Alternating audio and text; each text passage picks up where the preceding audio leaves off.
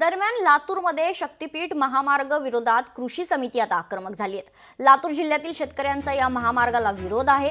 24 जानेवारीला लातूर तहसील कार्यालयासमोर धरणे आंदोलन होणार आहे। महामार्गात लातूर जिल्ह्यातील 481 हेक्टर जमीन बाधित होईल।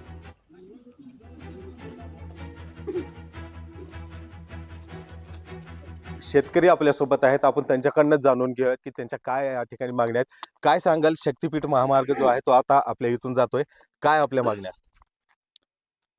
शक्तीपीठ महामार्गाच्या अनुषंगानं आम्ही ज्या दिवशी या महामार्गाची घोषणा झाली त्या दिवसापासून म्हणजे जे आखणी आम्हाला कळाली की आमच्या गावातून गाव शिवारातून आणि आमच्या शेतातून जाते, त्या दिवसापासून आम्ही शक्तीपीठ महामार्ग रद्द करा या एका मागणीखाली आम्ही पूर्ण सगळे शेतकरी एकत्रित आलेलो आहोत आणि आमच्या भागातून कायमस्वरूपी हा महामार्ग रद्द करा ही एकमेव मागणी आम्ही सरकारपुढे ठेवलेली आहे। हा महामार्ग आमच्या गाव शिवाराला, शेतकऱ्यांना, आम्हा सगळ्यांना पूर्णपणे उद्ध्वस्त करणारा आहे। आज रोजी किती पैसे दिले आम्हाला, 1 कोटी जरी रुपये गुंठ्याला दिली तर आम्ही पैसे स्वीकारायला तयार नाही।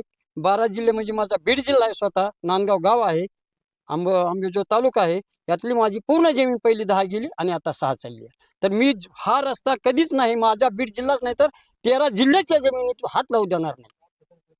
तर त्यांनी माझी नम्र विनंती देवेंद्र फडणवीस सरकारनं माफी मागतो त्यांची, हा रस्ता रद्द केला पाहिजे, घोषित नाही तर आम्हाला GR काढून पत्र आले पाहिजेत, तेव्हा आम्हाला विश्वासात घेतला असं ह्या सरकारचे मग आम्ही परंपरा ऋण बंद पाळू। आम्ही सांगू की बाबा आमची बागायती जमीन आहे, आम्ही गरीब माणसं आहोत, लातूर जिल्ह्यातले आहोत, साडगावचे रहिवासी आहोत, आम्हाला जमीन थोड्या आहेत, आम्ही काही जमीनतून तुमचा रोड जाऊ देणार नव्हतो आणि तुम्हाला आम्हाला जर जागेवर मारून जर घालायचा असला तर तुम्ही घालू शकता फडणवीस साहेब। शक्तीपीठ महामार्गाला जो आहे तो कडाडून या ठिकाणी विरोध होत आहे आणि मोठ्या प्रमाणामध्ये जे सुपीक जमीन आहे ती या महामार्गामध्ये जाणार आहे।